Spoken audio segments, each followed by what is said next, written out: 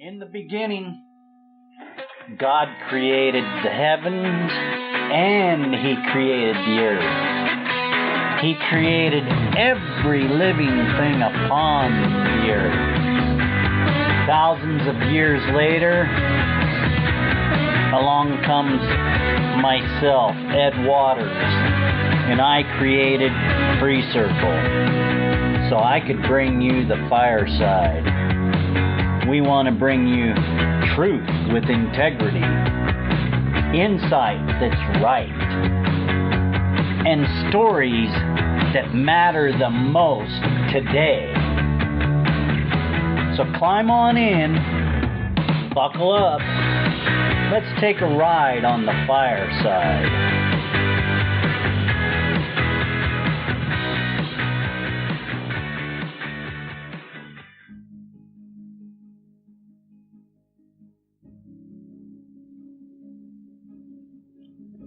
I want to talk video games today.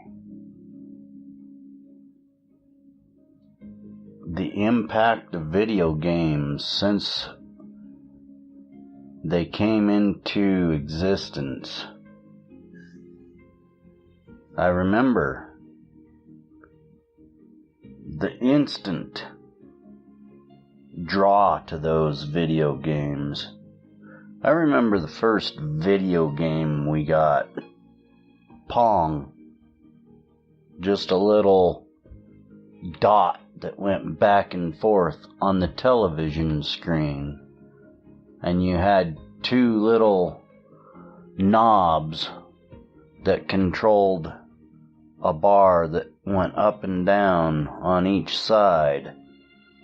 It was like a tennis game, but just little dot, and it would go from one side of the screen to the other, and you would hit the dot with the little bar that slid up and down like a paddle, and you would knock it to the other side, and that was the idea. Just a simple like tabletop tennis on your television screen. And then they came out with the little video game that you could put little plastic screens up on your television set. And then same sort of very basic video graphic on the television, but you could see it through this transparent overlay that you put on the television screen. That just drew us. It was amazing what they could do with just a little dot. I remember it well. Opening the box, and I believe it was Atari. If I remember right, the brand name I believe was Atari. I don't think it was Commodore. I think that was the little computer that hooked to your television later. But these electronic devices that were developed over time now are so intricate, it's just amazing. And the reason I want to talk about the development of these video games over the years is the role that they play in society. The fixation, the mental fixation on these games. It's like an alternate reality, AR. So, when a person immerses themselves into these games, they are fixed within the game.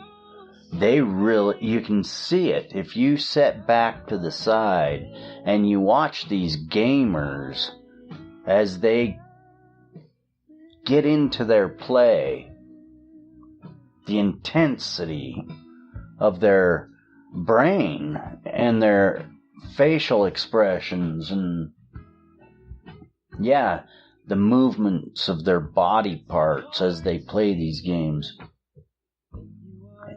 So I go back and I look at when, what game was that? The little, duck hunt.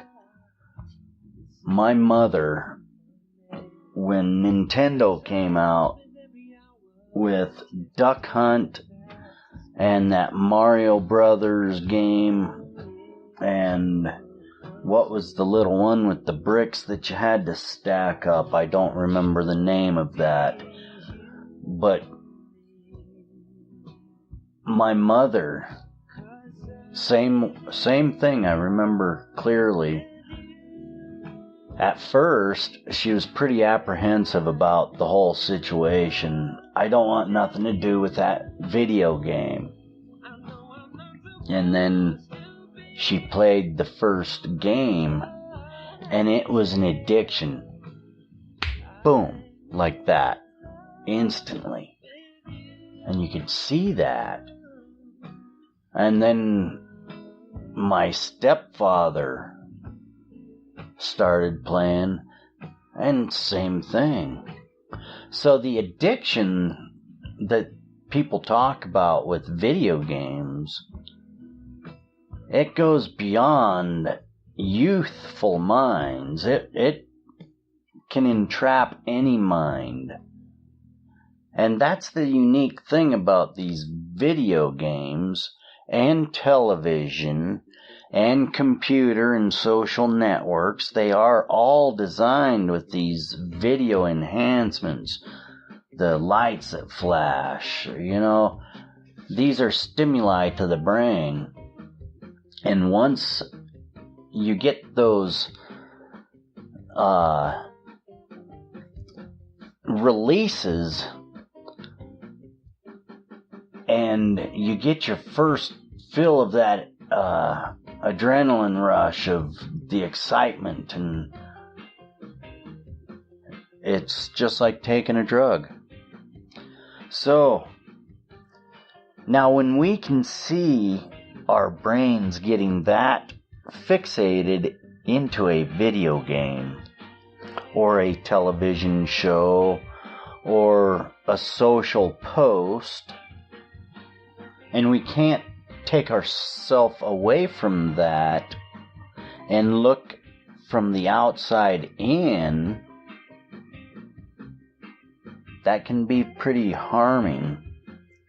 And we're seeing this in society where people are walking along with their phones, so engrossed in what they're doing on the phone screen that they're hurting themselves by walking into things. There's a lot of accidents being happened because of these new devices in our lives.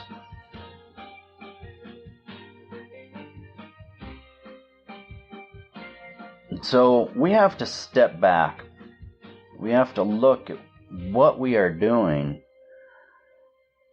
And we are seeing some pretty negative results since the release of video games. But yet, the market drive on video games and all of the popular devices, it's got people so hooked, there's no turning back. So, our minds are developing in a different way now. And I've been watching this for a long time, since the onset of video games and electronics into our world. And the devastation that it's been causing is just astronomical. You have some pretty intelligent people creating things right now that, I don't know, what's coming next? And how far are we going to take this alternate reality world from the real world of bread and butter, getting your hands in the dirt and making something for yourself instead of having robotics and computers do everything. Automation can only go so far, and then it's going to be destructive to the well-being of society, and we're seeing that now. So, video games, how far are we going to go with these, and what's the ultimate effect? Because the effect that we are seeing with these video games, I believe it's a negative right now, and maybe we should be looking to develop games with a more positive projection within them, because a lot of the stimuli is actually coming from violent and abusive tendencies out of video games. You know, portraying violent tendencies is what I'm trying to get at. And when we're immersed in when we're immersed in a game so intently that we are losing connection with reality, yeah, there's a problem, and we're seeing that. We're seeing individuals living inside the game in the real world, and they're trying to portray a game character within the world we live in. And that can be dangerous, because when they take on these character personalities and portray them in the real world, it's getting dangerous. Let's take a look at what's going on. It's time to really see what it's doing to society.